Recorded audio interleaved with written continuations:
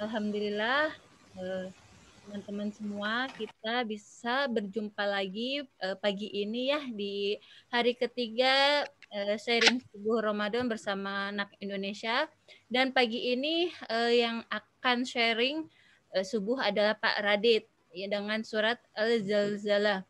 Nah, kemarin 2 hari kemarin kita udah bahas tentang Al-Ikhlas ya, dan di situ Pak Heru sudah menyampaikan kenapa menyampaikan tentang Ramadan. Ternyata bulan Ramadan itu adalah bulannya Al-Quran, dan di surat Al-Baqarah itu ada 4 jawaban ya, yaitu tentang Al-Quran, Al-Quran, Al-Quran, Al-Quran, dan terakhir yaitu bulannya puasa gitu. Dan kemarin kita sudah sama Pak Safik, Bang Safik ya, tentang surat At-Takasur. Di situ kita diingatkan untuk tidak berlebih-lebihan, karena ketika kita berlebih-lebihan ancamannya itu ya memang surga neraka jahim. Nah, pada hari ini pagi ini kayaknya ketika kemarin saya melihat urutannya gitu ya Pak Radit ya. Iya. Pertama sudah diingatkan tentang bulan Ramadan, itu bulannya Al-Qur'an, sehingga kita harus benar-benar mendekatkan diri, mendekatkan hati itu kepada Al-Quran. Terus yang kedua itu tentang ancaman. Kita kan biasanya seringnya gitu ya, kita tuh nggak sadar gitu Pak, bahwa kita itu sudah berlebih-lebihan. Terutama ketika kita seringnya ya, saya sendiri, ini saya sedang ngomong pada diri saya sendiri, saya bukan suka sih, pernah gitu ya. Ketika mau buka puasa, pengen beli ini, kayaknya beli bala-bala enak, beli es seger, terus beli ini kayaknya mantep. Ternyata ketika berbuka puasa yang dimakan makan kurma nih Kabita. banget, udah cukup gitu. Terus ini Ya. mau dikemanakan, kan sayang banget gitu. Dan ternyata itu pas kemarin sama Bang Safik diingatkan, aduh banyak-banyak istighfar. Nah, sekarang hari ini kita dengan surat Al-Zalzalah, gimana tentang hari kiamat ya Pak ya. Iya. Ya, itu luar biasa. Semoga kegiatan ini bermanfaat buat kita semua, dan kita semoga Ramadan ini lebih baik dari Ramadan kemarin. Dan kalau di quote di Instagramnya Anak Indonesia itu ya, saya baca tentang kita harus mengecek Ramadan kemarin itu kurangnya di mana, dan kita perbaiki di Ramadan sekarang. Seperti makanya di Ramadan hari sekarang ya Anak Indonesia kegiatannya nambah, yaitu ya sharing subuh ini. Biasanya kan ada my favorite ayat, nah sekarang nambah 1 gitu. Mudah-mudahan kegiatan ini terus tetap ada walaupun sudah tidak Ramadan. Begitu. Nah, mangga ya Pak Radit, karena waktunya juga terus berjalan, kami persilakan waktu dan tempatnya Pak. Mangga Pak, kenalan jangan lupa Pak. Ya. Jazakillah khairan Mbak Nifah. Assalamualaikum warahmatullahi wabarakatuh. Waalaikumsalam Pada warahmatullahi para wabarakatuh. jamaah, wabil khusus Ketua Umum Pak Heru Wibowo, sudah kelihatan wajah gantengnya. Assalamualaikum Pak. Mohon izin ya. Mohon izin cuap-cuap ya Pak. Ya, silakan Kang. Ya, jadi berhubung ini sebenarnya tadinya di hari ke-6 harusnya, terus maju ke hari ke-3. Ternyata qadarullah kemarin At-Takasur ya. Jadi tadi Mbak Nifa bilang At-Takasur adalah peringatan terhadap berhati-hati dalam urusan berbanyak-banyakan, kan begitu. Insya Allah nanti bisa jadi nyambung dengan yang sekarang, karena dalam surah Al-Zalzalah, kalau At-Takasur itu bicara tentang berbanyak-banyakan, justru Al-Zalzalah bicara hal seberat debu pun diperhitungkan. Jadi sangat kelihatan kontrasnya antara surah yang sebelumnya sudah dibahas di seri ini dengan surah yang hari ini dibahas di seri ini. Insya Allah. Jadi memang sudah Allah atur demikian. Nah, terus yang sekarang saya cuma sharing ala kadarnya. Jadi nanti tentunya saya bukan narasumber ilmu yang yang mumpuni. Jadi nanti kalau ada katanya Mbak Nifa tadi ada sesi Q&A. Nah, nanti yang banyak jawab Pak Heru, bukan saya. Ya, oke. Dimulai aja ya Mbak ya, Ya, ke materinya ya. Pak. Baik, bismillahirrahmanirrahim. Ini saya coba susun sedikit ala kadarnya materinya. Sumber utamanya dari tafsirnya Ustadz Numan, tentunya dengan ditambah referensi-referensi dari sana sini juga untuk memudahkan, karena itu ya saya ambil yang sebutnya ya, yang bukan yang concise commentary, tapi yang deeper ya kali ya, pokoknya yang tafsir yang lebih mendalam lah intinya. Nah, surah Al-Zalzalah ini surah yang saya sering baca kalau zuhur, sholat zuhur. Al-Zalzalah berpasangan dengan Al-Qari'ah, karena keduanya di tengah siang hari yang panas, mengingatkan bahwa panas siang hari ini nggak ada artinya dibandingkan peristiwa dalam Al-Zalzalah dan peristiwa dalam Al-Qari'ah.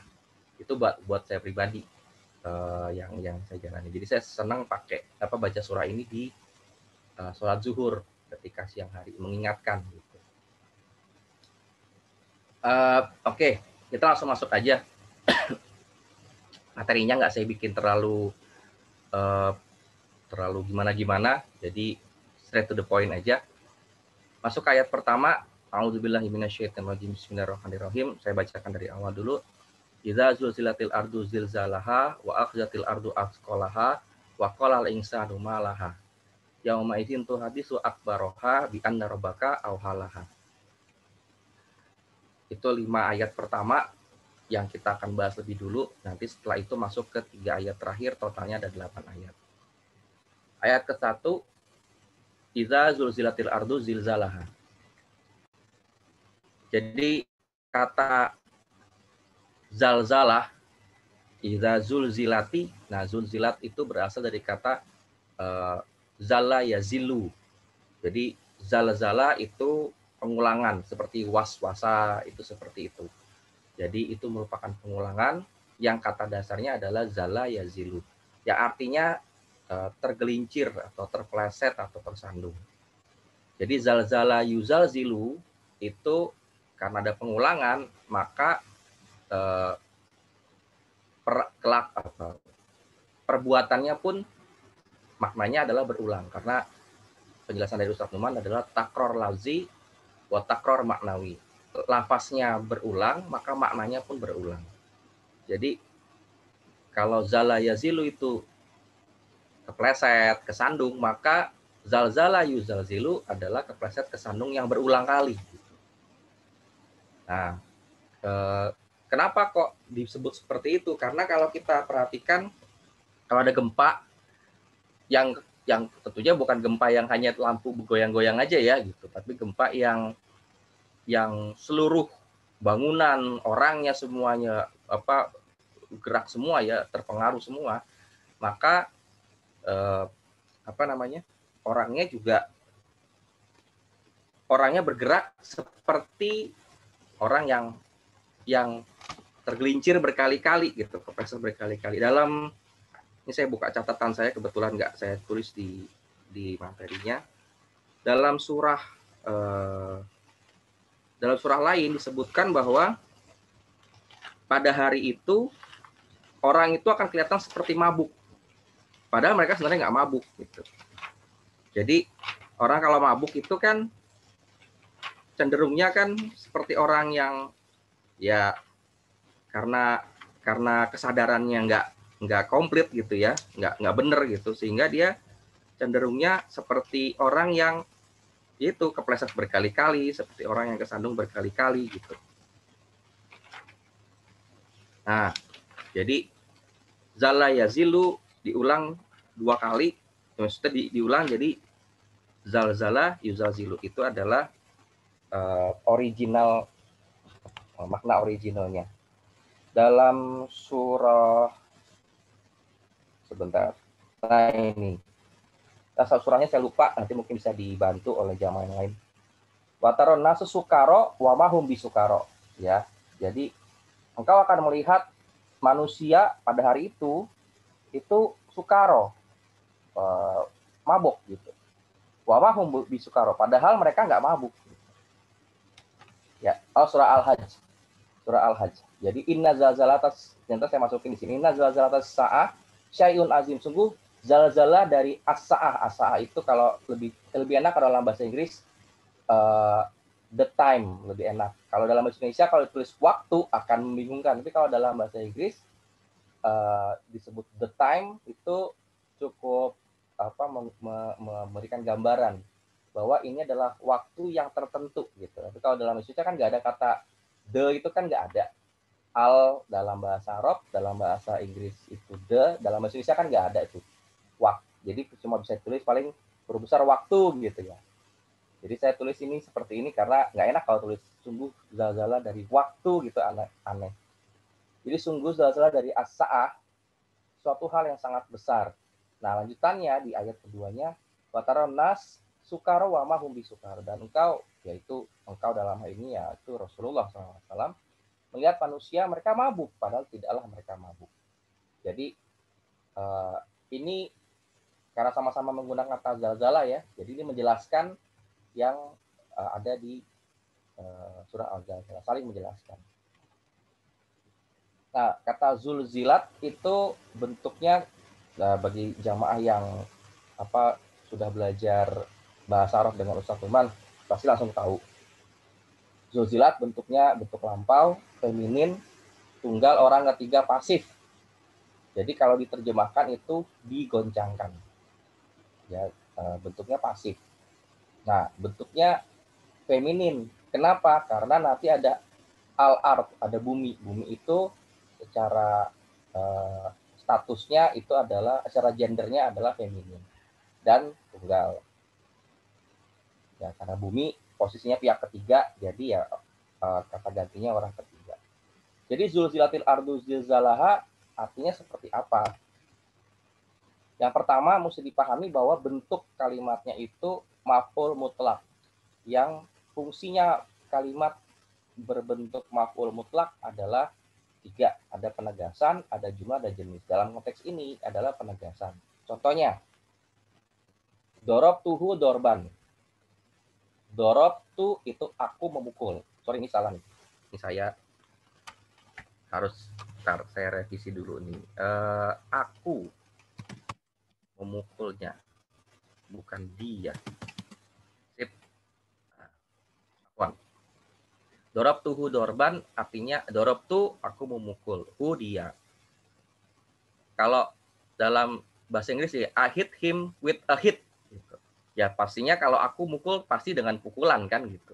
Tapi itu maknanya adalah penegasan bahwa aku memukul dia dengan benar-benar memukulnya gitu. Bukan cuma main-main istilahnya ya.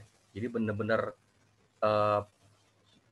penuh kemauan gitu, dengan sekuat tenaga mungkin. Ada juga kota lahu taktilan, itu artinya dia membunuhnya dengan sebuah pembunuhan ya, tentunya kalau membunuh dengan pembunuhan, tapi maknanya adalah penekanan, membunuh dengan sungguh-sungguh gitu. Nah ini adalah bentuk-bentuk maf'ul mutlak yang fungsinya penegasan. Jadi,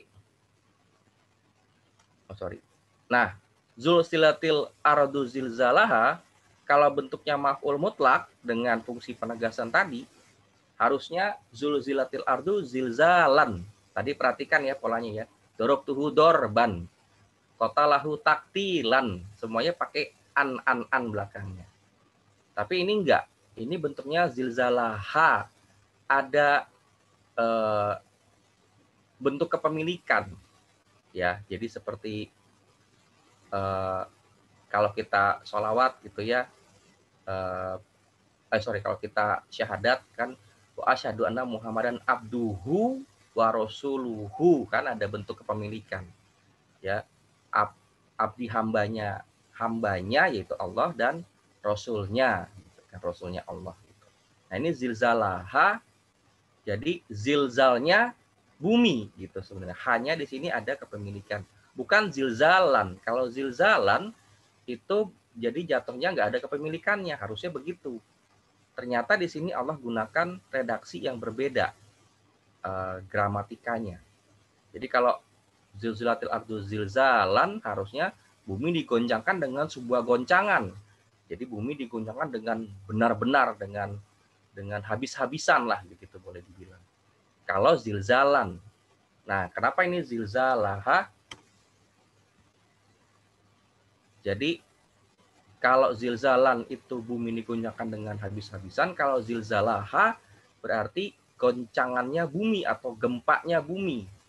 Nah, menurut Ustaz Lukman, ada satu ekspresi di orang Arab kuno terutama, ini akromat takiya ikromahu. Akroma itu karomah kan, kemuliaan. Jadi akroma dia memuliakan at-taqiya, orang bertakwa tersebut, ikromahu dengan kemuliaannya, kan gitu sama. Nah, ekspresi ikromahu yang artinya kemuliaannya itu artinya adalah atau maknanya adalah kemuliaan dia bagi orang tersebut yang tertinggi yang bisa diberikan kepada orang itu gitu loh, yang patut diterima oleh orang itu gitu. Jadi ekspresi tersebut menggunakan kata ikromahu, yaitu kemuliaannya dia. Kok kemuliaannya dia? Iya, maksudnya adalah kemuliaan yang sepantasnya dia dapatkan, setinggi-tingginya, semulia-mulianya. Jadi kalau zilzalaha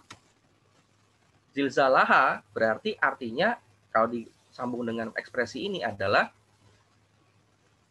goncangan bumi yang sepantasnya terjadi atau yang paling optimal, yang paling apa ya, yang benar-benar nggak selain ini kayak tadi ikromahu, selain dia kemuliaan ini nggak pantas, kira-kira begitu. Nah, begitu juga dengan makna ini. Selain goncangan tersebut, itu udah nggak ada lagi goncangan yang lain yang setara dengan itu, istilahnya begitu. Nah, para mufasir itu memberi penjelasan seperti ini. Apa sih zilzalaha itu? Gitu. Gempa yang tiada bandingannya, yang nggak bisa dibayangkan.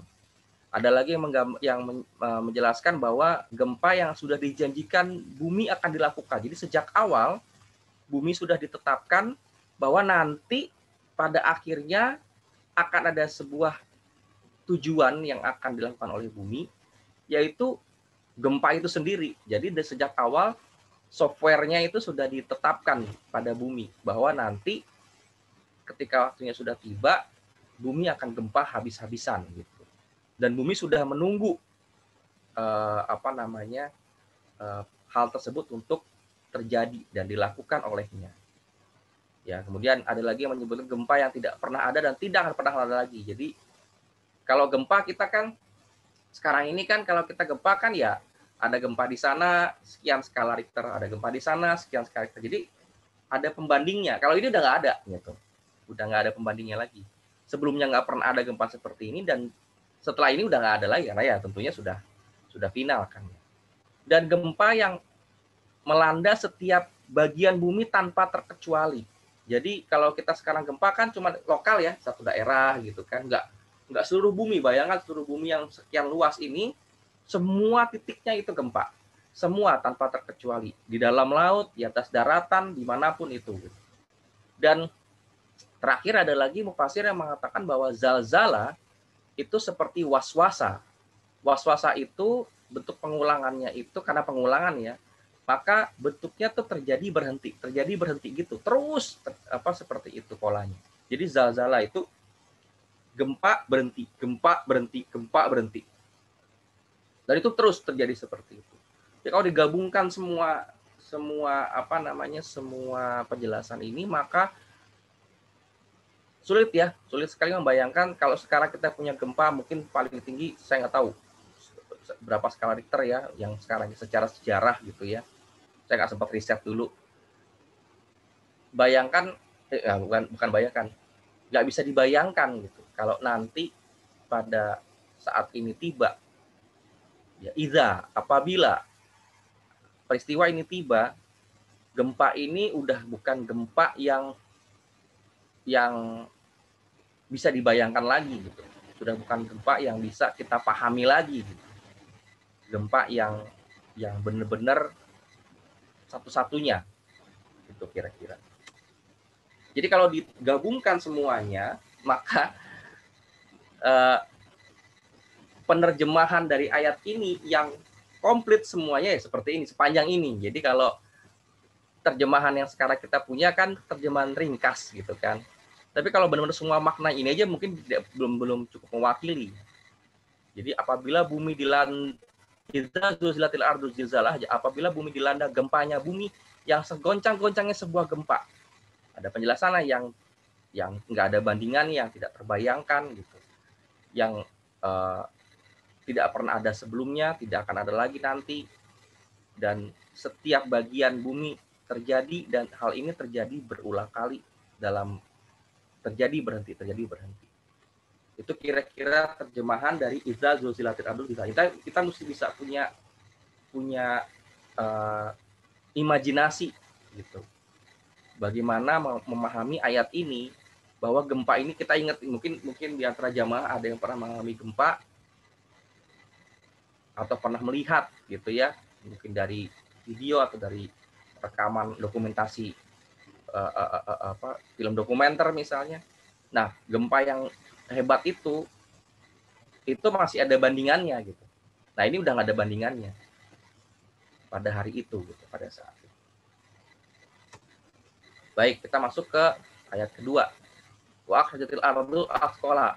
Kenapa kok bumi sampai sebegitunya gitu kan? Ternyata ada hubungannya dengan ini. Akhrajat itu dari kata akhraja yukhriju, yaitu mengeluarkan atau mengekstrak. Jadi bukan cuma keluar aja.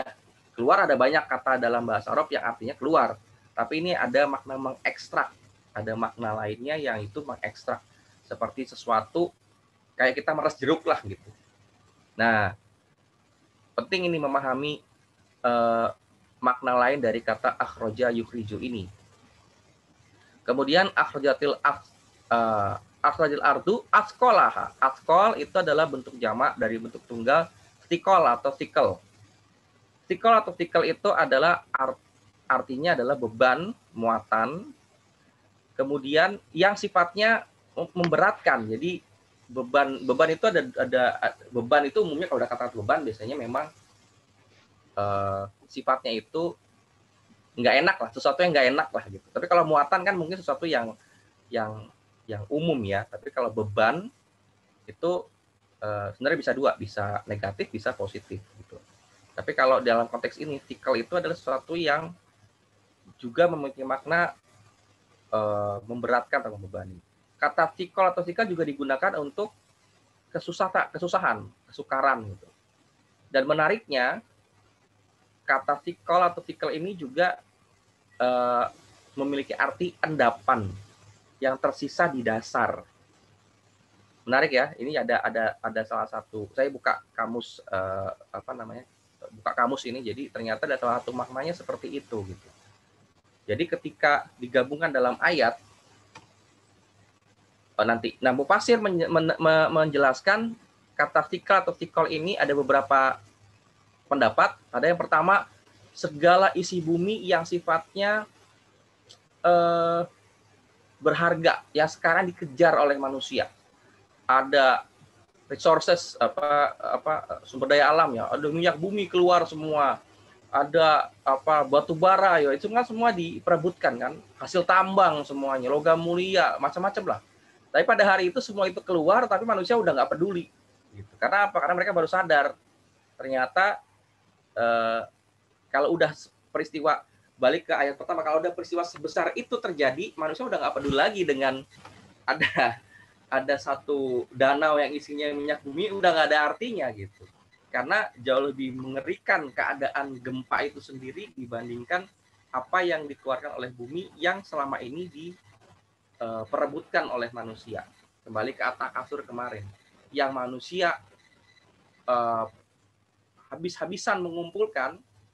Nah, ketika zalzalah ini terjadi, udah nggak ada artinya. Kemudian ada lagi mufasir yang menjelaskan bahwa Di antara yang dikeluarkan oleh bumi ini adalah orang-orang yang sudah mati. Yang menarik adalah yang dua bagian selebihnya, yaitu laporan atau kesaksian tentang perilaku manusia dan kejenuhan akan beban dosanya manusia, jin dan manusia lebih tepatnya, karena dalam surah Ar-Rahman ada disebutkan tentang sikal ini digunakan juga untuk menunjuk kepada jin dan manusia. Surah Ar-Rahman ayat 31 kalau nggak salah. Nah, yang dua ini yang menarik terakhir, karena dalam surah Ar-Rum itu disebutkan tentang ayat 41 tentang terjadinya korupsi di muka bumi ini akibat perilaku manusia itu sendiri. Jadi kalau Ustaz Teman bilang nanti pada saat Al-Zalzalah itu terjadi, itu final yang dalam surah Al-Insyiqaq itu dijelaskan ada sebuah ayat walqat ma fiha watah kholal. Jadi takholal itu adalah rasa lega ketika beban keseluruhan yang dipikul itu semuanya terlepas. Jadi selesai gitu loh. Kan ada orang beban yang sebagian ditaruh gitu ya, misalnya gotong apa sesuatu gitu. Sebagian taruh, sebagian masih dibawa gitu ya. Ini enggak. Bayangkan kalau kita bawa pikul sesuatu yang sangat berat ya, kemudian kita udah capek banget gitu. Kemudian kita sampai pada titik di mana kita akhirnya meletakkan semua itu, kita letakkan, kita akan gimana? Kita itu adalah takholal. Takholal digunakan untuk menggambarkan wanita hamil. Nah, mungkin di sini banyak jamaah yang muslimah yang sudah pernah punya anak, itu ketika proses melahirkan selesai, itu saya nggak bisa katakan perasaan lega ya, tapi kelegaan itu, relief itu, itulah takholal.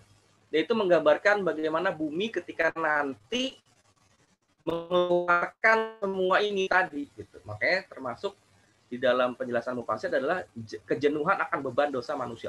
Bumi itu dicapek gitu, boleh dibilang, dengan segala perilaku manusia. Nah, Ustaz Teman agak sedikit bercanda dijelaskan, kadang-kala kalau bahasa kita sekarang bumi itu sendawa. Nah, sendawa itulah sekarang musibah yang terjadi, bencana dan segala itu seperti sendawanya gitu. Seperti miniaturnya dari peristiwa akhir yang nanti akan terjadi. Itu penjelasan para mufasir seperti itu. Jadi kalau masuk ke ayatnya waqajatul ardu asqalaha, dan bumi mengekstrak, ini saya kurang menambahkan, mengekstrak keluar beban-bebannya yang selama ini sudah memberatkan, membebani, sampai yang mengendap paling dasar. Karena tadi asqal itu stikel itu salah satu maknanya adalah endapan yang ada di dasar. Jadi tanpa sisa gitu. Semuanya yang ada di dalam bumi itu keluar. Kalau mengacu kepada penjelasan para mufasir, setiap tetes kalau perlu ya, misalnya minyak bumi keluar gitu, tadi kan ada penjelasan seperti itu setiap tetesnya tanpa sisa. Nah, kalau yang ada kaitan dengan dosa manusia, kaitan dengan laporan atau kesaksian, itu tanpa terkecuali, nggak ada yang tersisa, nggak ada yang terlewatkan, benar-benar sampai tetes terakhir itu semua dikeluarkan oleh bumi. Ada sedikit intermezzo menarik, bagian laporan atau kesaksian bumi. Jadi saya teringat ini ketika Ustaz Umar sharing tentang dia lagi mempelajari ayat ini, kemudian anaknya datang, yang nanya sama beliau, kemudian Ustaz Umar tanya balik kepada anaknya, kamu tahu nggak siapa yang menyaksikan semua yang kita lakukan? Anaknya bilang, Allah, sudah pasti kan. Terus Ustaz Umar bilang, nggak hanya itu, kita punya saksi yang lain, yang kalau Allah kan gaib gitu kan, ada yang real di depan mata yang menyaksikan semuanya. Siapa itu?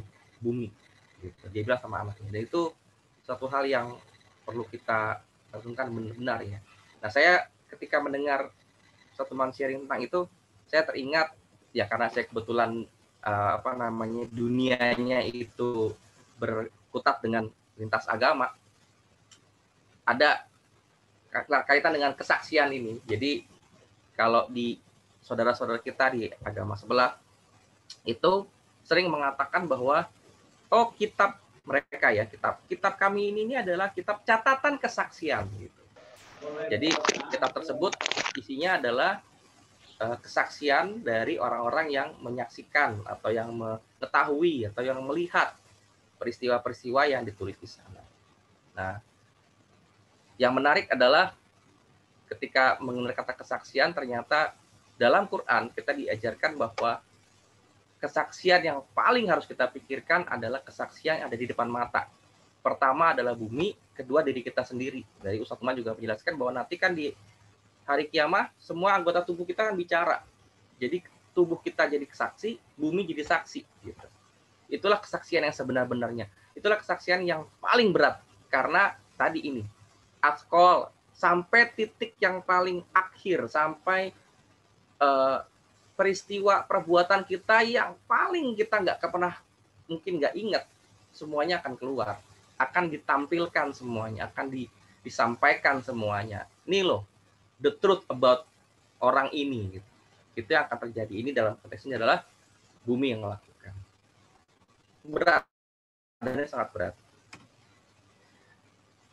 Waqalat insanu malaha, ya. Tentunya kalau diartikan umum, dan berkatalah manusia malaha. What's wrong? Gitu. Ada apa dengannya? Gitu kan. Dalam ayat ini digunakan al-insan. Al-insan itu berasal dari kata nasia. Nasia itu artinya yang melupakan. Lupa. Gitu ya. Terjemahannya adalah umat manusia.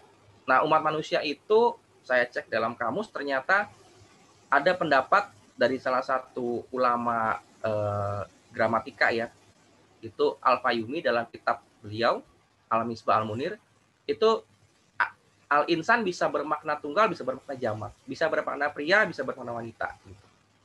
Jadi, dan ini ternyata nyambung dengan penjelasan Ustaz Utsman bahwa al-insan itu kata yang jamak maknanya tunggal gitu. Jadi apa nilainya? Nilainya adalah pada saat itu semua umat manusia ada di sana, bangkit kan. Semua keluar ya. Tadi kan disebutkan salah satu dari mufasir adalah orang-orang yang mati pun dikeluarkan oleh bumi kan gitu. Nah, segitu banyak manusia dari Nabi Adam alaihissalam sampai manusia akhir zaman nanti yang terakhir, ya kan? Sedemikian banyak manusia yang kalau dalam hadis disebutkan hanya ada ruang buat 2 kaki kita doang gitu, saking segitu banyaknya manusia. Tapi rasanya seperti sendirian. Jadi saat itu terjadi, kita nggak ngerasa bahwa kita punya banyak teman. Kan kita kalau dalam kehidupan sekarang kan kita cenderung mencari dalam misalnya kita datang ke satu acara gitu kan. Kita kan merasa lebih tenang kalau kita ketemu dengan komunitas kita gitu kan, ketemu dengan orang-orang yang kita nyambung dengan mereka. Ketika kita datang ke acara, kemudian kita ngeliat kanan kiri, itu ada si itu gitu kan, pada ngumpul kita datang ke sana, kita merasa ke sana kita rasanya nggak asing gitu, karena ada orang-orang yang kita kenal. Nah, pada hari itu udah nggak ada situasi seperti ini. Segitu banyak manusia, rasanya sendirian. Gitu. Nah, itu kira-kira makna yang bisa ditarik dari kata al-insan dalam ayat ini. Mufasir menjelaskan, ada yang menjelaskan bahwa yang berkata malaha itu adalah orang-orang kafir. Kenapa? Karena dalam surah Yasin dijelaskan. Dalam surah Yasin ayat 52 dijelaskan bahwa ya wailana man ba'atsana min marqadina, gitu kan. Orang-orang yang kafir akan berkata, siapa yang membangkitkan kami dari tidur kami gitu. Dari matinya kami gitu kan. Nah, justru orang yang beriman berkata, hadza ma'ada romanu wa sadaqal mursalun. Itu orang beriman nggak akan mengatakan ada apa dengan bumi, kita udah tahu gitu. Ya, orang beriman sudah tahu surat Al-Zalzalah. Orang beriman sudah tahu bahwa pada hari itu akan terjadi gitu. Jadi begitu itu terjadi, orang beriman mengatakan, ya udah ini janjinya Ar-Rahman, janjinya Allah gitu. Dan apa? Para utusan, para rasul benar adanya memberitakan tentang peristiwa ini gitu. Jadi itulah kenapa alasan Mufasir menyebutkan tentang orang-orang kafir yang dalam konteks ini. Jadi waqala al-insanu malaha, dan dia, ya penjelasannya adalah manusia yang tidak beriman, yang lupa, yang rasanya jadi sendirian di tengah umat manusia berkata, kenapa dia? Kenapa bumi? Malaha.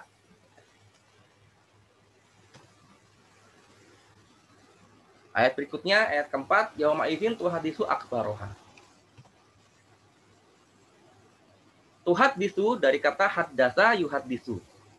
Itu maknanya menceritakan sesuatu yang baru, yang belum pernah diketahui. Ini secara linguistik ya, secara bahasa kita pisahkan secara secara syariah gitu, secara syariah, bukan secara religiusnya kita singkirkan dulu, kita secara bahasa dulu gitu. Jadi haddasa yuhadisu itu artinya adalah menyampaikan dan menceritakan sesuatu hal yang baru, termasuk hal yang kita lupa. Jadi seolah-olah seperti terasa suatu hal yang baru. Ya, kadang kita dalam hidup seperti itu ya. Kita disampaikan sesuatu, oh iya kan dulu saya pernah kasih tahu. Masa sih gitu. Nah, kita lupa. Jadi kita merasa itu suatu hal yang baru. Nah, ini nyambung dengan ayat sebelumnya.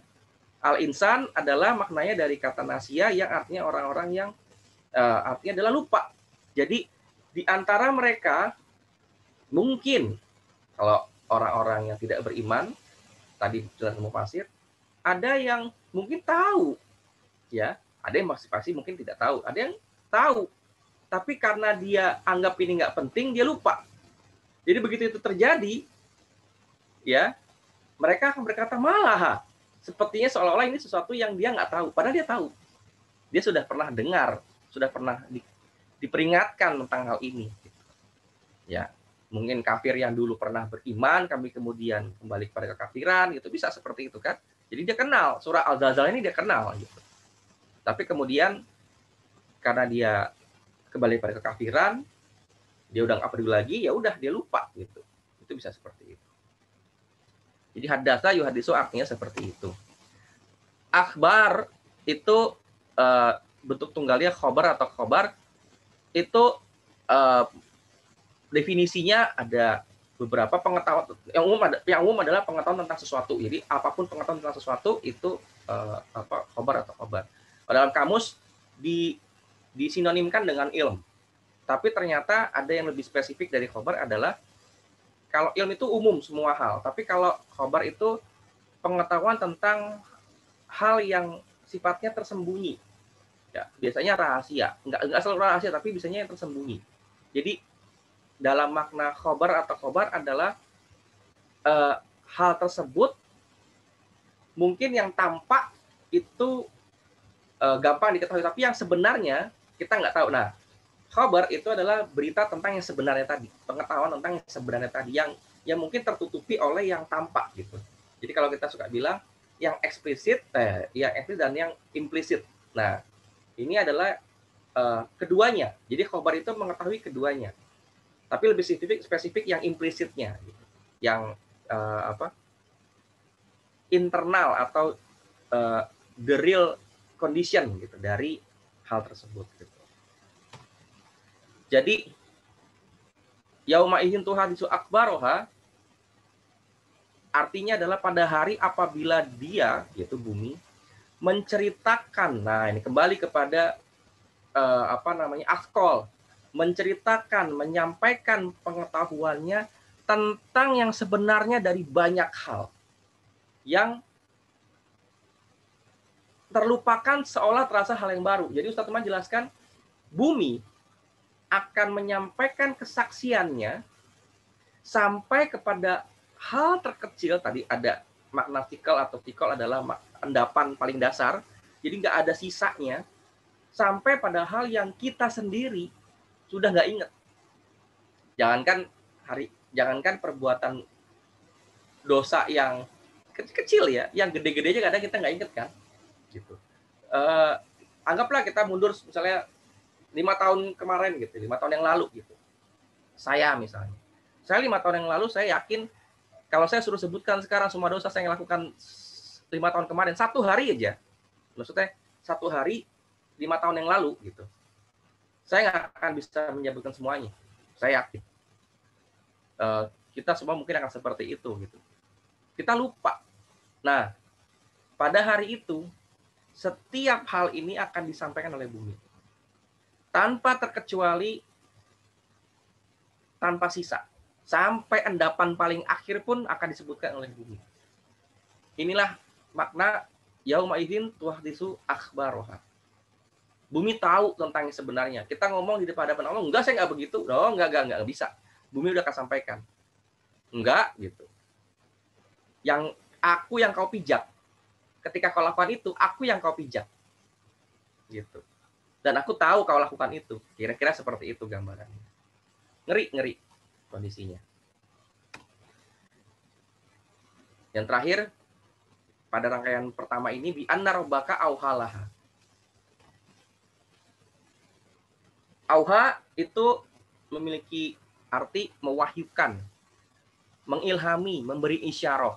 Jadi dalam Quran auha tidak selalu, wahyu itu tidak selalu, wahyu itu adalah bagi nabi dan rasul, tapi auha digunakan juga pada sosok selain nabi dan rasul yang maknanya adalah ilham. Jadi lebah itu ada auha, kemudian ibunya Musa alaihissalam itu ada juga melibatkan auha juga. Jadi bukan wahyu tapi ilham.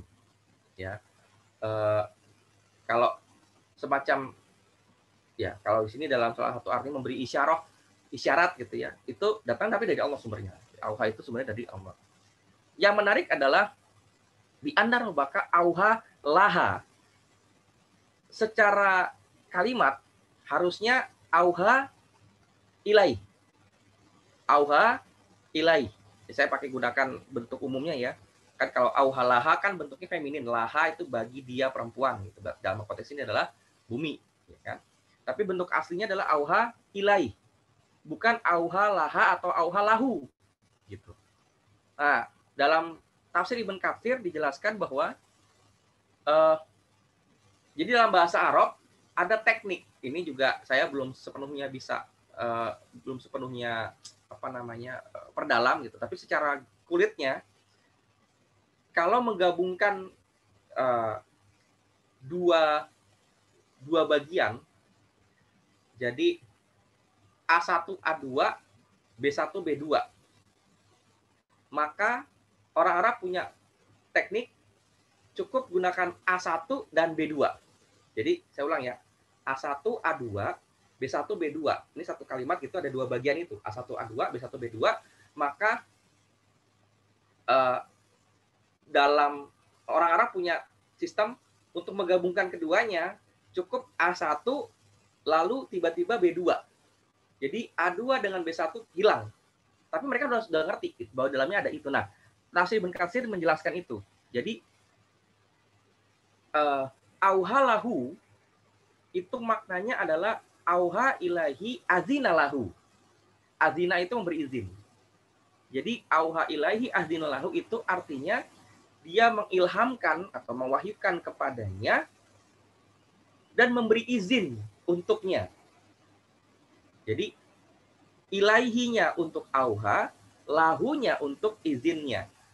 Jadi sebenarnya kalau dalam konteks ini, kalau kita bicara auhalaha, maka jadinya, ini salah. Auha ilaiha, Auha ilaiha. Nah ini, harusnya gitu. Auha ilaiha azina laha, tapi ilaiha azina di tengah-tengah A2B1 itu diringkas. Jadi itu tekniknya orang Arab begitu. Jadi auha laha tapi maknanya adalah auha ilaiha azina laha. Jadi bi anna rabbaka auha laha, maknanya itu teksnya, maknanya adalah bi anna rabbaka auha ilaiha azinalaha. Maknanya seperti itu. Jadi kalau kembali kepada ayatnya, artinya adalah bahwasanya Robmu wahai Muhammad. Nah, di sini menunjukkan bahwa Allah sedang menjelaskan kepada Rasulullah SAW tentang peristiwa Al-Zalzalah ini. Bahwasanya Robmu wahai Muhammad mewahyukan, mengilhamkan, memberi izin untuk bumi. Jadi ilham yang diberikan oleh Allah kepada bumi nilainya adalah izin. Kalau kita kembali kepada ayat-ayat yang di awal, kita ada gempa yang dijelaskan oleh Mufasir adalah gempa yang sejak awal sudah dicanangkan, ditetapkan. Jadi bumi sedang menunggu-nunggu. Kita sambung lagi dengan bumi mengeluarkan askol, beban-bebannya. Apa itu? Akbar. Segala kesaksiannya tentang beban dosa manusia yang selama ini dipikulnya gitu. Yang dia harus menyaksikan semuanya dan diam 1000 bahasa. Nah, kalau disambung dengan semua rangkaian ini, sangat jelas bahwa ketika zalzalah itu terjadi, itu karena pertama, sejak awal bumi sudah disiapkan untuk itu. Sudah ditetapkan akan terjadi ini. Jadi bumi sudah menunggu peristiwa ini. Kedua, makin parah lagi, bumi pertama menunggu karena itu ketetapan dari Allah ya. Yang kedua, karena bumi menunggu-nunggu karena beban ini sudah terlalu berat baginya. Dosa-dosa jin dan manusia itu sudah terlalu berat bagi dia, bagi bumi. Jadi ketika Allah mewahyukan, kasarnya beginilah, bukan kasarnya, visualisasinya begini. Allah katakan, lakukan. Nah, kira-kira begitu. Ilhamnya atau wahyunya adalah lakukan. Dan bumi dengan bayangin kita menunggu sesuatu yang udah sekian lama gitu ya. Kita udah nggak tahan, kemudian kita dibilang go gitu. Dikasih lampu hijau, apa yang terjadi? Kita akan habis-habisan. Nah, itu yang terjadi. Itu yang terjadi. Jadi bumi itu habis-habisan gempanya, habis-habisan akhbarnya dikeluarkan semuanya tuh karena sudah menunggu-nunggu gitu untuk itu. Jadi peristiwa 5 rangkaian ayat ini benar-benar berat pada saat itu. Kenapa? Karena kebayang nggak sih bumi dari zaman Adam alaihissalam sampai nanti akhir zaman sudah berapa banyak catatan, kalau bumi mencatat gitu ya, setiap manusia tanpa tersisa sedikit pun numpuk itu semua di lacinya bumi gitu boleh dibilang. Dia udah nggak sanggup lagi, udah nggak ada tempat lagi untuk menyimpan catatan tambahan lagi gitu istilahnya. Sebegitunya. Nah, begitu dikatakan oleh Allah, diilhamkan oleh Allah Azza wa Jalla, lakukan. Langsung dibuka itu semuanya gitu. Nah, kebayangan kayak apa itu gitu. Nggak bisa kebayang.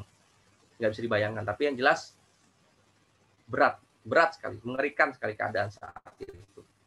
Ini penting kita renungkan.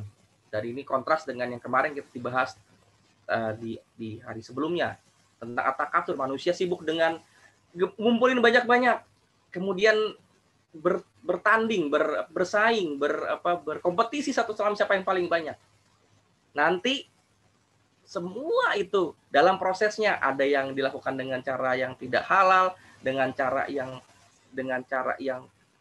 macam-macam lah gitu. Semua itu dibacakan oleh bumi, disampaikan oleh bumi, dikeluarkan semua oleh bumi tanpa terkecuali.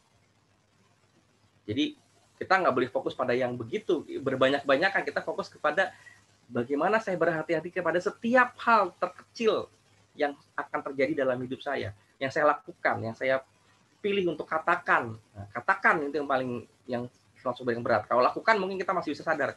Kadang-kadang kita kata-kata itu nggak sadar, kita keluar yang nggak enak. Bumi catat, nggak lewat. Kita lupa, tapi bumi catat. Dan itu nanti disampaikan. Nanti itu dikeluarkan semuanya. Nah, itu adalah peristiwa rangkaian bumi. Baru kita masuk kepada uh, rangkaian tentang manusia. Jadi tadi bicara semua tentang bumi kan? Sekarang kita bicara tentang manusianya. Nah, mulai dari ayat ke-6 sampai ayat terakhir. Yauma idzin yasdurun nas ashtatan liyaraw a'malahum, ayat ke-6. Yasduru itu dari saudara yasduru itu kalau soder itu kan dada ya. Tapi saudara yasduru secara kata kerja itu artinya adalah ada dua. Yang pertama, misalnya saya pergi dari rumah, kemudian saya pergi ke pasar, beli belanja, saya pulang lagi. Nah, itu ada saudara yasduru itu seperti itu. Jadi kembali ke tempat awal, tapi dari satu urusan. Jadi saya berasal dari rumah, saya pergi ke pasar untuk satu urusan, kemudian saya kembali lagi ke rumah. Ini nanti kalau kita kembali kepada ayatnya, ini akan sangat akurat. Kata ini tepat untuk ini. Jadi kalau pergi itu atau kembali itu banyak kata dalam bahasa Arab yang artinya kembali. Ada kata, mana saya catat, ada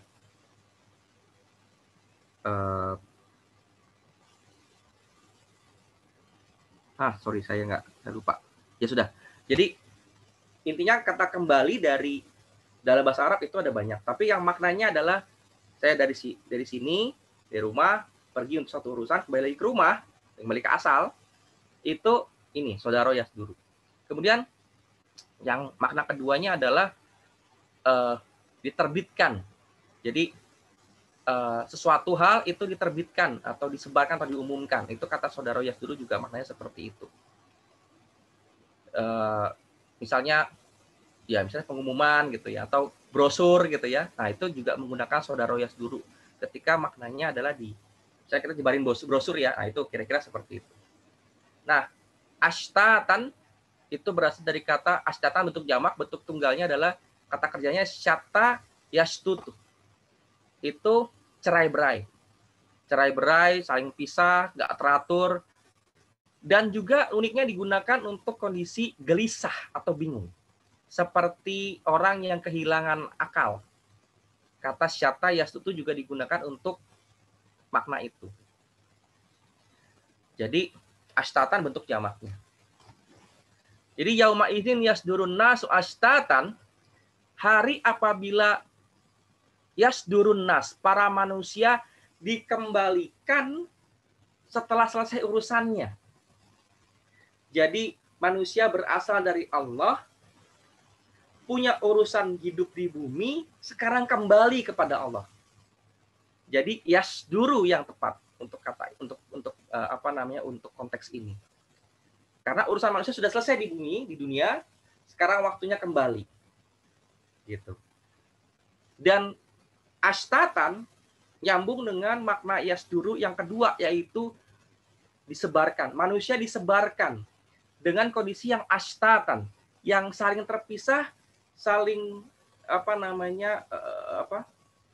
tercerai-berai tadi kan, dan kondisinya bingung. Ini nyambung dengan malaha. Manusia bingung ketika zalzalah itu terjadi. Nah, dalam kondisi kenapa ini terjadi, kenapa ini dilakukan yasdurun nasu ashtatan ini terjadi, untuk yurau a'malahum, untuk diperlihatkan amal-amal mereka. Nanti dijelaskan lebih jauh. Yurau atau ro'a, melihat, itu ada dua makna. Melihat secara fisik ya, kita melihat, atau paham. Jadi melihat yang paham. Jadi kalau dalam yang lebih tepat dalam bahasa Inggris, contohnya misalnya kayak kita ngomong, misalnya saya jelasin nih, saya jelaskan sesuatu oleh seseorang. Kemudian tadinya saya nggak ngerti, kemudian gimana coba ulang lagi gitu kan ya, dan diulang sama dia. Nanti kemudian setelah diulang, saya gini, oh I see kan, see kan melihat sebenarnya, tapi karena dalam konteks ini adalah saya paham. Nah itu see di sini maknanya setara dengan ro'a dalam dalam bahasa Arab. Dalam euro nanti ada yaroh, yarohu kan, yaroh itu sama. Jadi si-nya di sini adalah paham. Jadi diperlihatkan sampai paham gitu tentang amal-amal mereka. Manusia dipisah-pisahkan, manusia dikembalikan kepada Allah setelah selesai urusan di dunia dalam keadaan saling terpisah dan mereka bingung. Nah, bingung itu nanti akan jadi nggak bingung lagi ketika diperlihatkan amal-amal mereka sampai mereka paham. Jadi gini, Ustaz Numan jelaskan bahwa kan ada kondisi kalau kita di dunia sekarang. Misalnya dibilang ada orang bilang gini, kan kamu pernah begini-gini, ah masa sih gitu.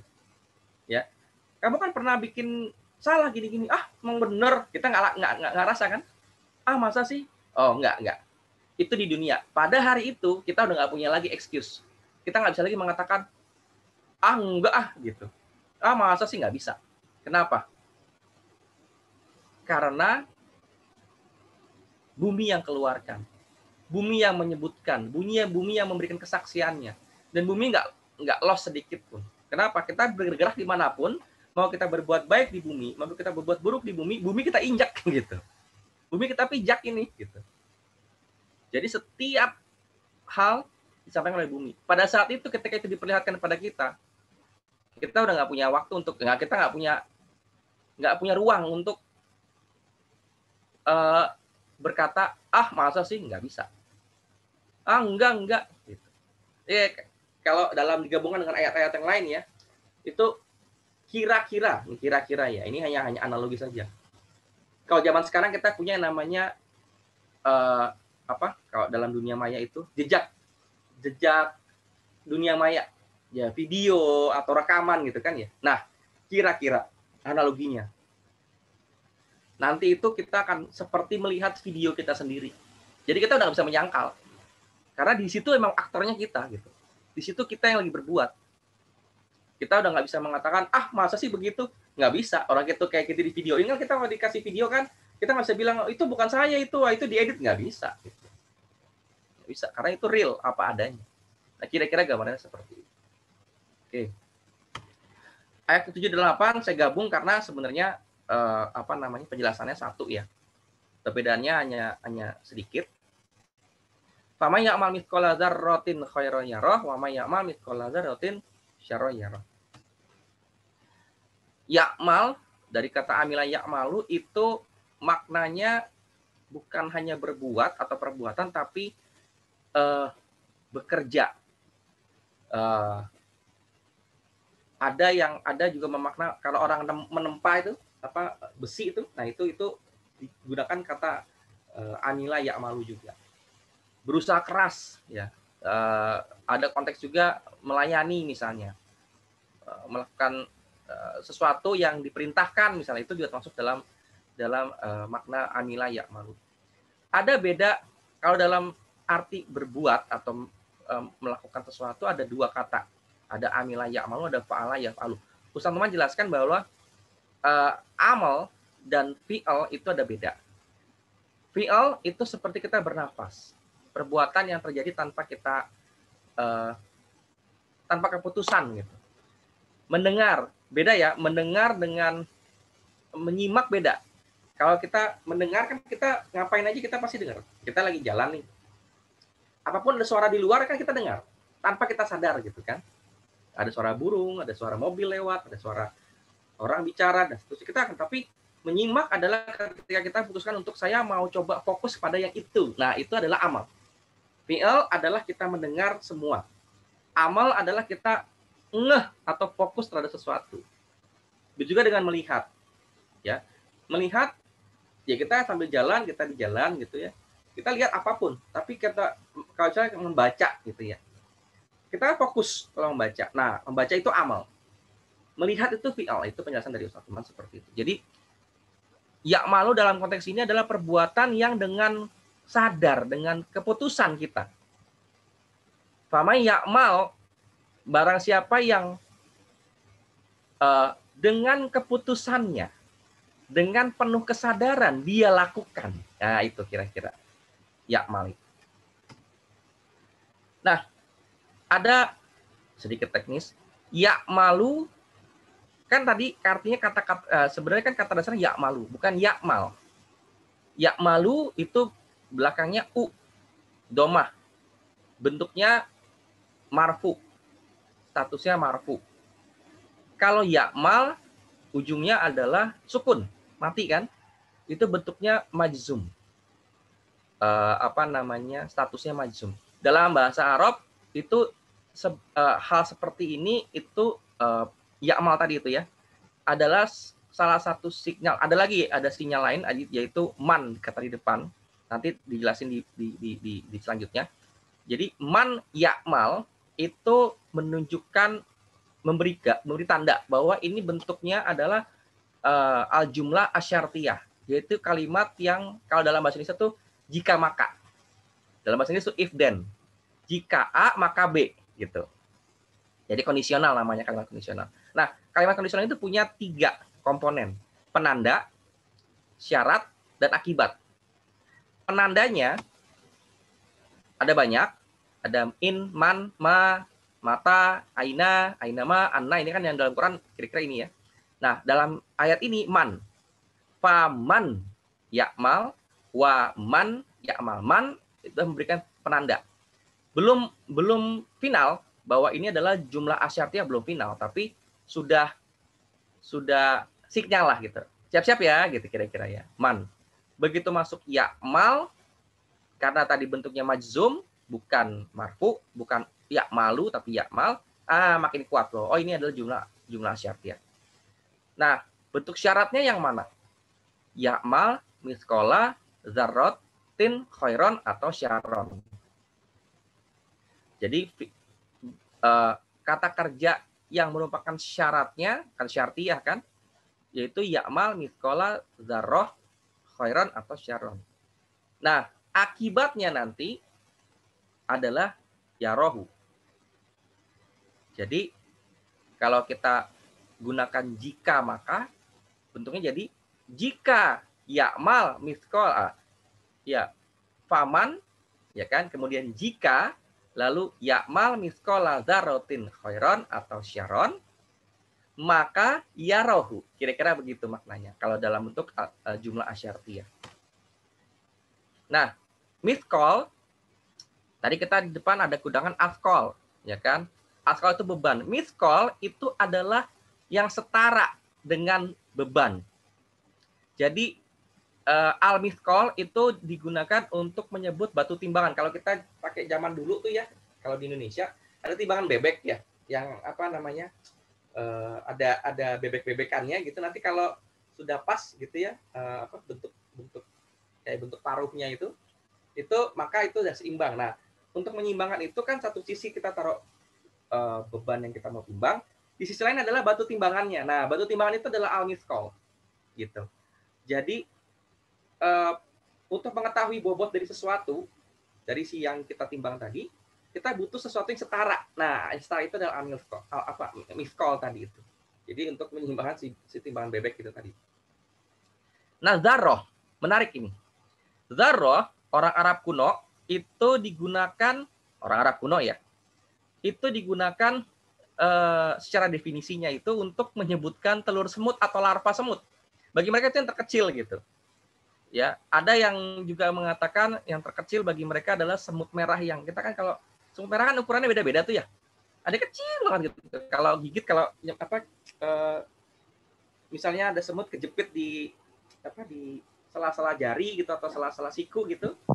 Nah, itu nanti semutnya gigit gitu ya, karena kejepit gitu. Sakit, aduh nyelekit. Nah, semut yang kecil itu ada lagi yang lebih kecil. Nah, itu kira-kira zarroh itu bagi mereka seperti itu. Tapi ternyata secara definisi zarroh juga digunakan itu kan orang Arab kuno ya, orang Arab kuno tadi larva semut atau telur semut. Yang menarik, saya buka di kamus ada loh keterangan ukurannya. Jadi larva semut bagi mereka itu kira-kira bobotnya tuh 1/100 biji gandum. Ini biji gandum yang kecil itu, atau biji beras lah gitu kalau kita punya di sana beras. Itu dipecah jadi 100 bagian. Nah, satu bagian itu adalah larva semut gitu. Nah, kalau telur semut itu lebih kecil lagi.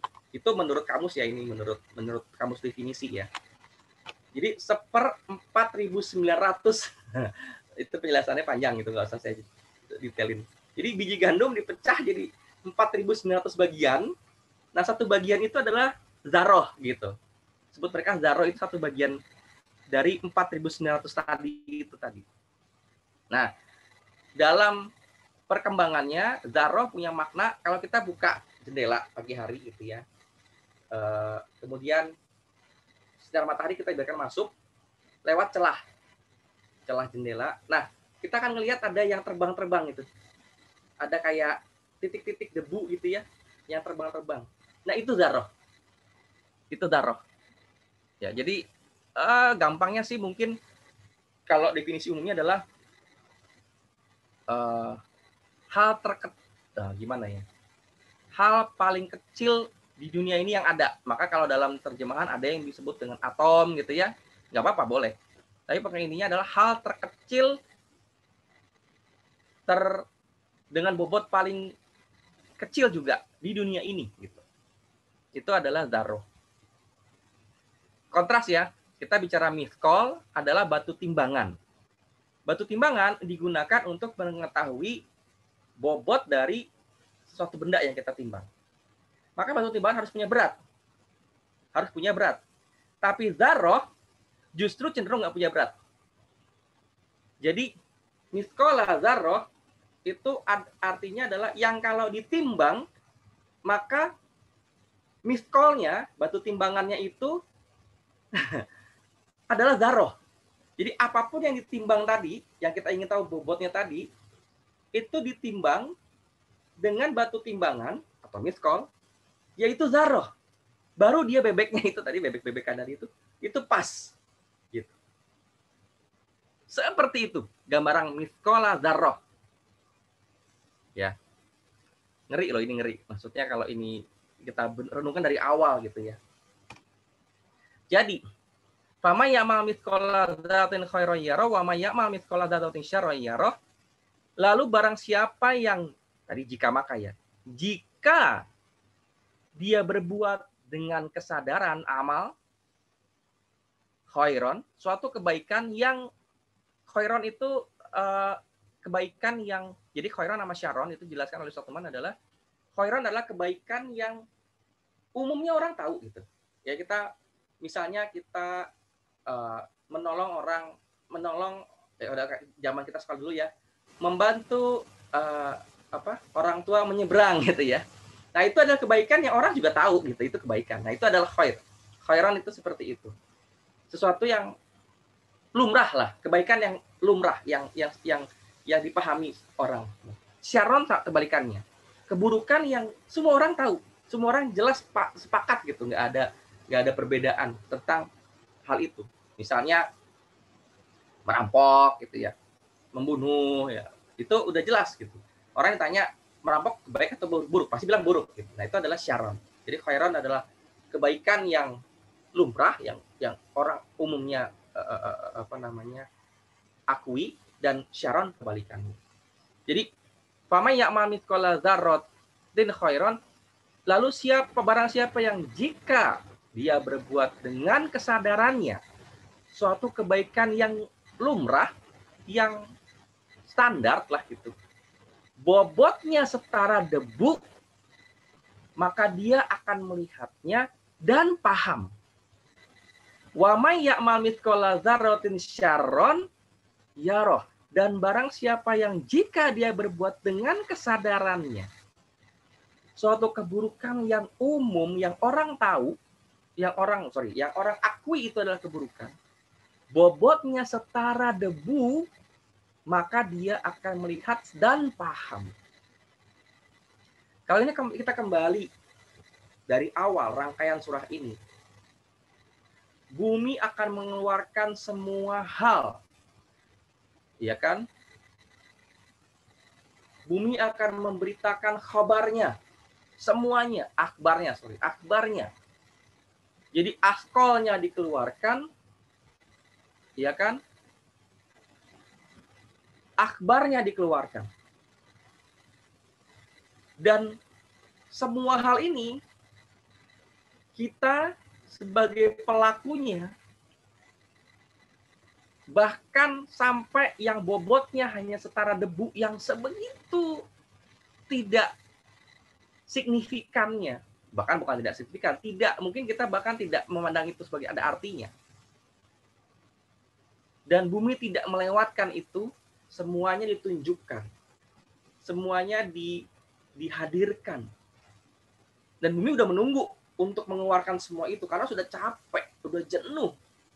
Udah, kalau kita pakai bahasa yang agak lebih kasar, muak gitu dengan semua itu. Ya kan? Dan ketika kita menyaksikan hal tersebut, kita lihat hal itu, kita hanya bisa diam dan berkata, oh I see. Oh, oke. Okay. Udah nggak bisa ngomong apa-apa. Kita nggak bisa berkata, enggak. Masa sih itu nggak boleh itu diedit itu. Nggak bisa. Yang bahkan bobotnya setara debu pun. Surah ini mengingatkan surah bagi saya ketika saya pelajari surah ini, saya mengingat pada surah As-Saba ayat 1-2. Ketika di situ itu saya lagi pelajari tentang perubahan bentuk. Jadi biasanya sifat Allah Al-Ghafur dan Ar-Rahim itu pasti urutannya Al-Ghafur baru Ar-Rahim.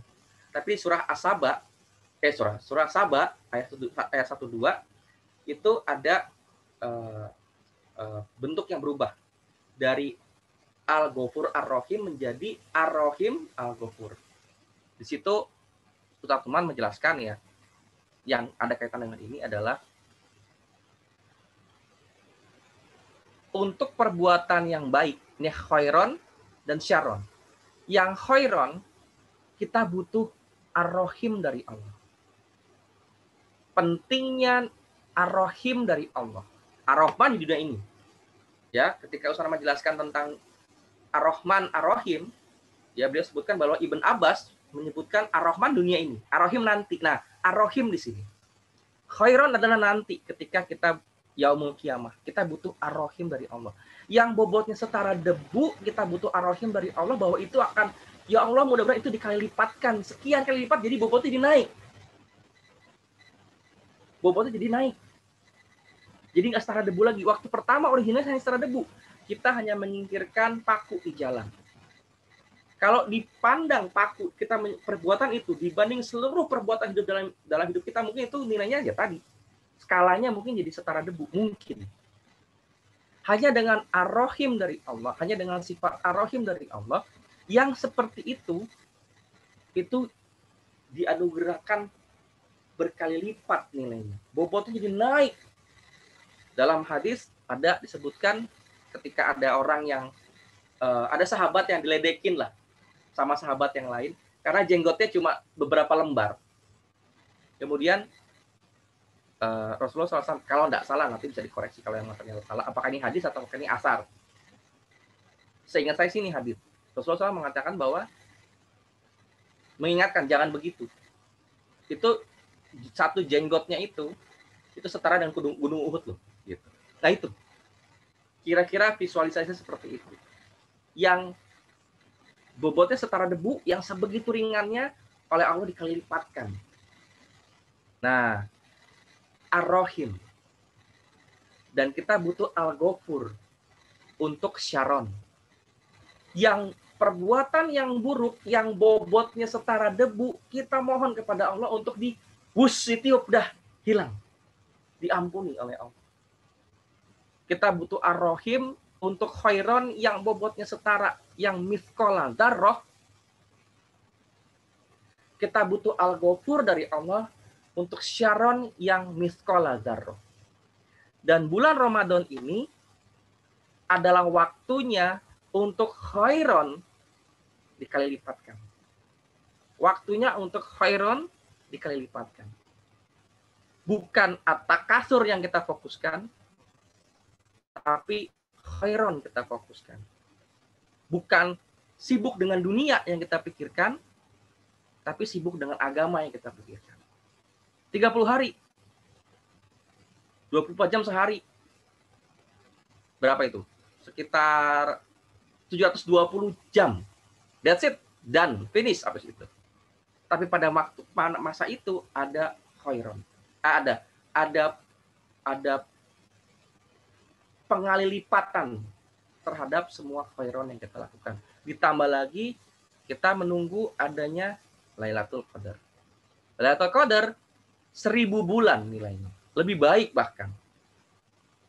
Jadi saya bersyukur karena saya dapat jatah mempelajari surat Al-Zalzalah di bulan Ramadan ini di awal.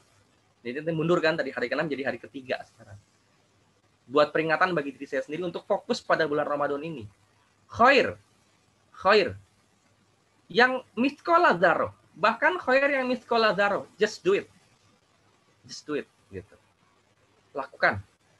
Ini tempatnya, sekarang saatnya, momennya untuk semua dilipat gandakan. Dan nanti 10 hari terakhir kita mulai fokus kepada mencari Lailatul Qadar. Untuk apa? Untuk si khair yang mithqala dzarrah tadi nanti di ketika zalzalah ini terjadi, ketika yaumul kiamah di depan mata, khairon yang mithqala dzarrah tadi yang terjadi pada malam Lailatul Qadar, insya Allah kita bisa temukan atau kita bisa dapatkan malam tersebut. Kita semua yang ada di sini, semua umat Islam di dunia, kita insya Allah bisa dapatkan. Kita mohon kepada Allah kita dapatkan itu Lailatul Qadar. Maka mithqala dzarrah dari khairon tersebut pada yaumul kiamah nanti nilainya setara dengan lebih baik dari 1000 bulan. Itu yang kita butuhkan. Ar-Rahim dari Allah. Dan kita mohon ampun di bulan Ramadan ini sebanyak-banyaknya. Kita minta kepada Allah Al-Ghafur. Ya Ghafur, ampuni bahkan syarron yang mithqala dzarrah. Kita mohon kepada Allah seperti itu. Jadi kalau disambungkan surah Al-Zalzalah dari awal pada ayat ke-8, kira-kira gambarnya seperti ini terjemahannya. Kita nggak perlu terlalu detail ya, kira-kira udah punya gambarannya. Sekarang saya masuk sedikit intermezzo, adalah struktur dari surat Al-Zalzalah. Jadi kalau kita perhatikan ayat ke-1 sampai ayat ke-5 semuanya adalah tentang bumi. Ya kan? Idza zulzilatil ardu zilzalaha, bumi. Wa akhrajatil ardu athqalaha, bumi. Wa qalal insanu malaha, kan tentang bumi. Malaha, kenapa bumi? Kemudian yauma idzin tu hadisu akbaroha bi anna rabbaka awhalaha, bumi semuanya. Tapi dalamnya ada struktur lagi. 1 2 full tentang bumi, ya kan? Idza zulzilatil ardu zilzalaha, al-ard ha, bumi. Kemudian wa akhrajatil ardu athqalaha, bumi lagi. Di tengah-tengah yang ketiga, wa qalal insanu malaha, ada bumi, ada manusianya. Kemudian keempat, yauma idzin tuhaditsu akbaroha, bumi lagi. Bi anna rabbaka awhalaha, bumi lagi. Jadi 1 2 bumi, 3-nya ada manusia, ada bumi, 4 5-nya bumi lagi. Bumi, manusia dan bumi. Struktur simetris. Ya kan? Itu 1 2 3 4 5. Itu ayat 1 sampai 5. Kira-kira gambaran seperti itu. Terus kemudian ayat 1 sampai 5 dengan ayat 6 sampai 8 ada bentuk yang kontras. Dan ini juga salah satu berpasangan. Jadi dalam Quran itu ada bentuk simetris, ada bentuk berpasangan. Ya kan? Ayat 1 sampai 5 semua tentang bumi, ya kan? Semua beban yang dikandungnya hingga sampai endapan paling dasar. Sampai tanda kutip. Sampai hal terkecil yang bumi tahu. Akbar, paling remeh sekalipun. Enggak tersisa bagi bumi. Semua disampaikan. Ayat 6 sampai 8 tentang manusia dan semua amal perbuatan manusia itu sendiri sampai yang seberat debu.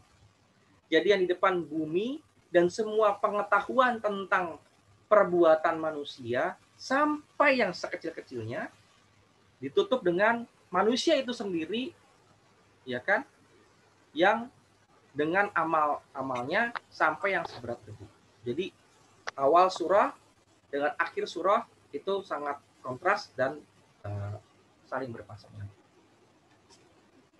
Kira-kira itu yang bisa saya sampaikan. Afwan katsiron kabiron kalau banyak kekurangan, banyak keliruan, banyak salahnya.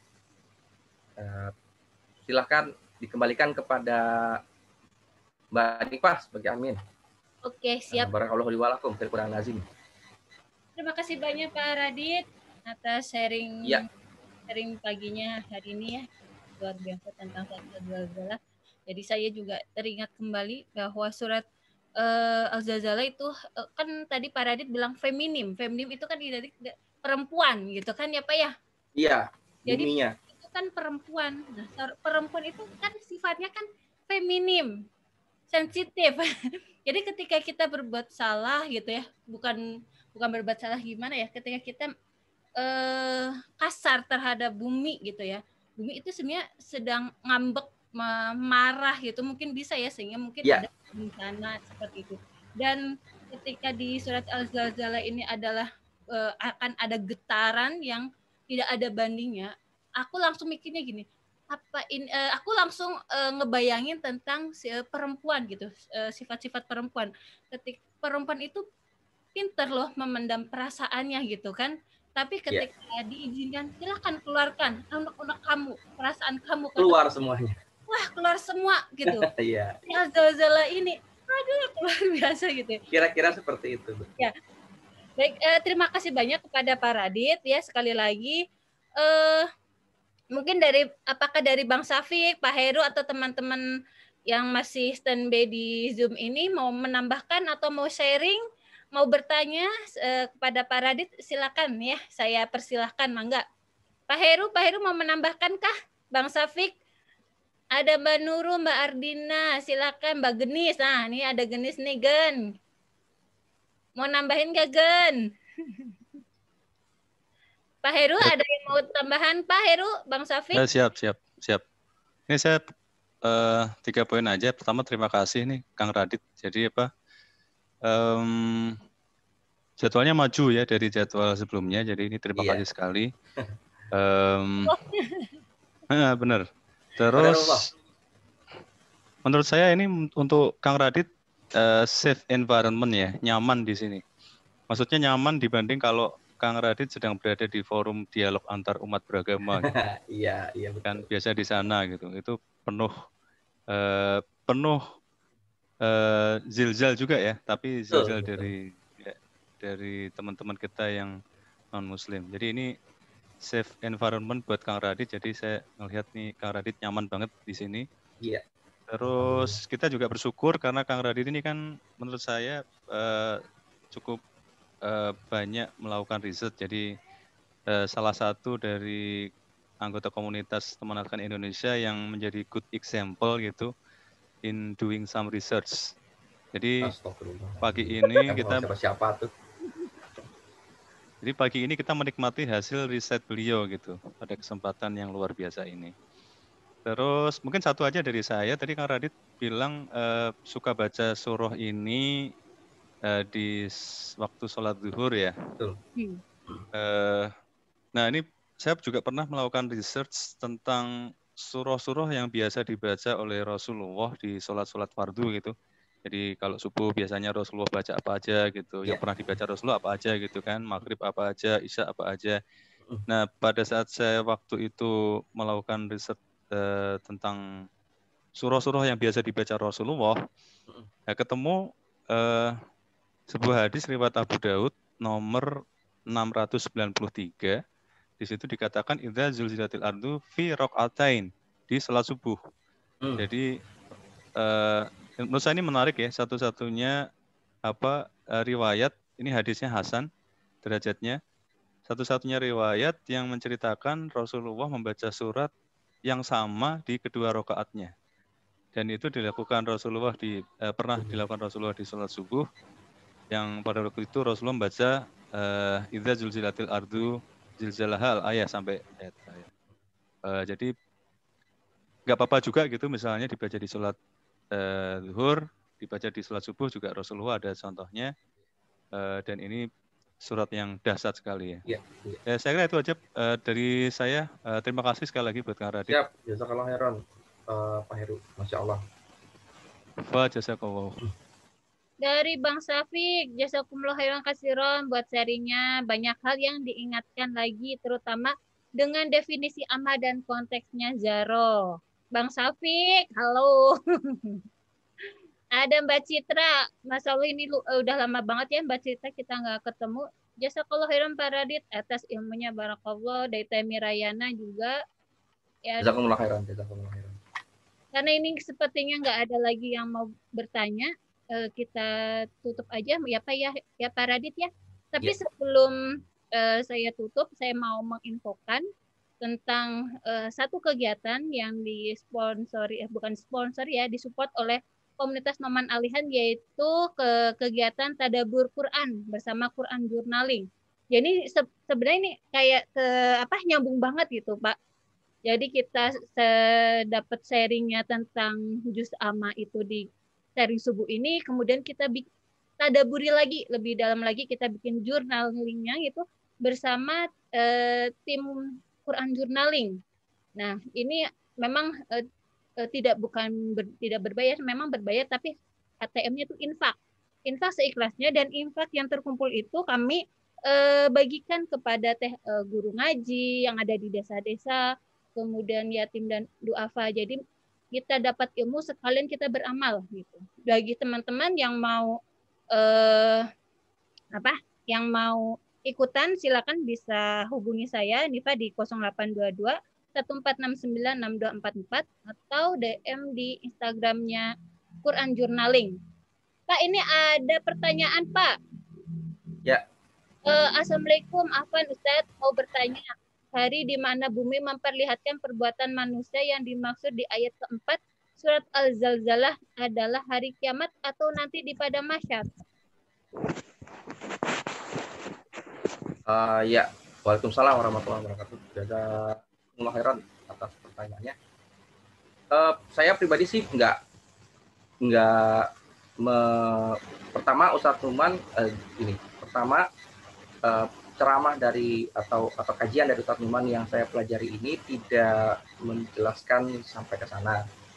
Jadi kan saya sumbernya dari situ ya. Kemudian yang kedua, saya sendiri juga tidak memperdalam sampai buka ke tafsir mengenai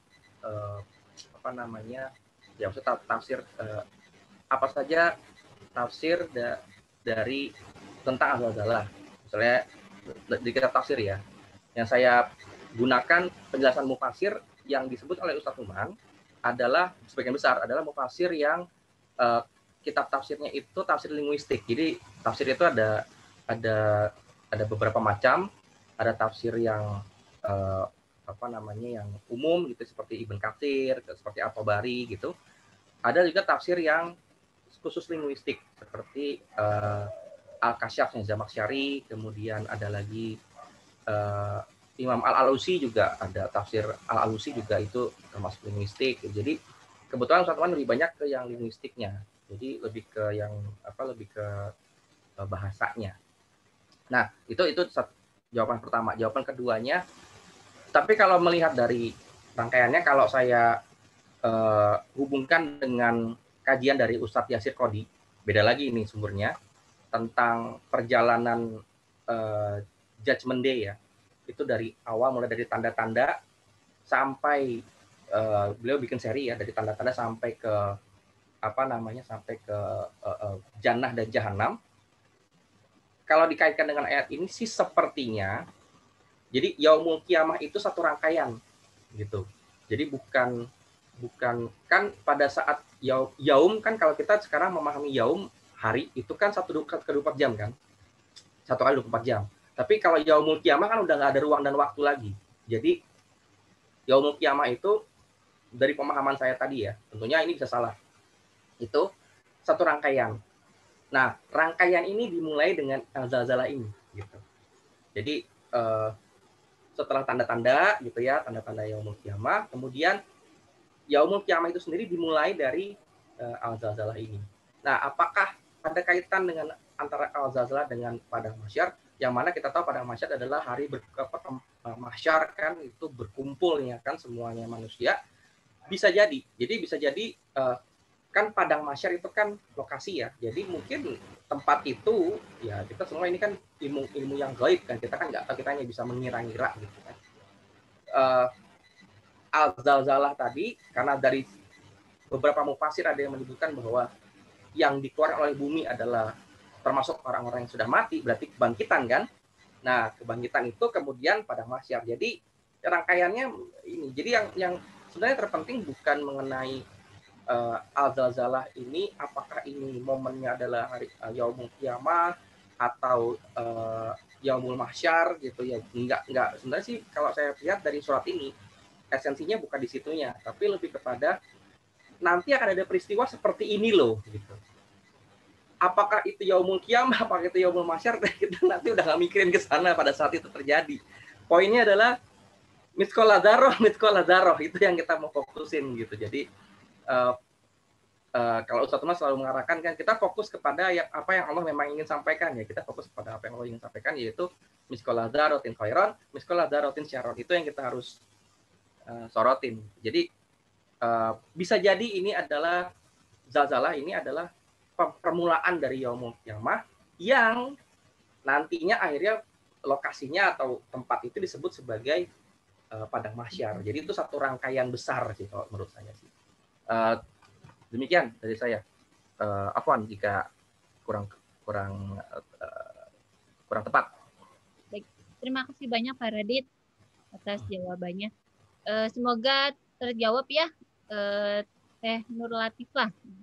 Saya nih ada satu lagi ya info tentang kegiatan yang kami bikin di komunitas Nak Indonesia, yaitu My Favorite Ayat. Nah, alhamdulillah My Favorite Ayat ini udah beberapa puasa ya, beberapa Ramadan kita bikin terus 3 kali Ramadan ini kalau nggak salah, Pak 4 ya. Pokoknya 3 atau 4 nah gitu ya. Dan di Ramadan kali ini kami juga membuka selebar-lebarnya kesempatan buat teman-teman untuk kontribusi, untuk ikutan berbagi itu tuh lewat tulisan gitu tentang My Favorite Ayat. Jadi misalnya nih dari Pak Radit, aku ini banget nih di surat Al-Zalzalah gitu kan, enak banget, atau di surat ya At-Takasur kemarin, atau surat-surat yang lainnya gitu ya, teman-teman itu bisa banget mengirimkan tulisannya itu ke Instagramnya Noman Alihan atau ke Bang Safik. Nah, nomor Bang Safik nanti saya berhafal, atau bisa ke saya dulu ya, minta nomornya Bang Safik, atau lebih enaknya ke Instagramnya Nak Indonesia. Itu sih info yang terakhirnya gitu. Bagi teman-teman, ayo kita berlomba-lomba menyebar kebaikan, berbuat kebaikan ya, mumpung nih gitu. Tadi kan kayak Pak Radit kan ada yang dilipat gandakan ya Pak ya? Iya. Dilipat gandakan, jadi mari kita berbuat kebaikan di bulan Ramadan ini, bulan yang kita berbuat kebaikan sekali aja pahalanya ya kita berlipat-lipat gitu. Semoga tulisan kita itu bisa jadi penyemangat, motivasi, atau jadi penyadaran teman-teman yang membaca tulisan kita, pengalaman kita gitu kan. Oh ya, ini nomornya Bang Safik bagi yang mau ikut My Favorite Ayat di 0813 182 79456. Silakan kirim tulisannya ke Bang Safik tentang My Favorite Ayat. Silakan buat teman-teman ya. Amin. Marilah kita bareng-bareng menyebar kebaikan, berdakwah bersama-sama komunitas Nak Indonesia. Sepertinya kita akhiri sampai di sini ya Pak Radit, teman-teman semua.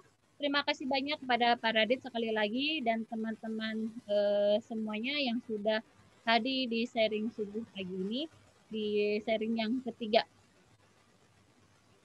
Bila ada kesalahan dari kami, mohon dimaafkan.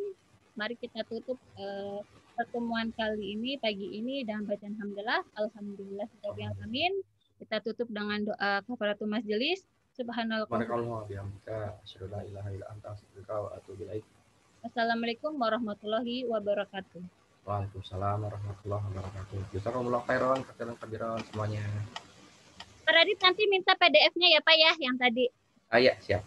Tadi di grup.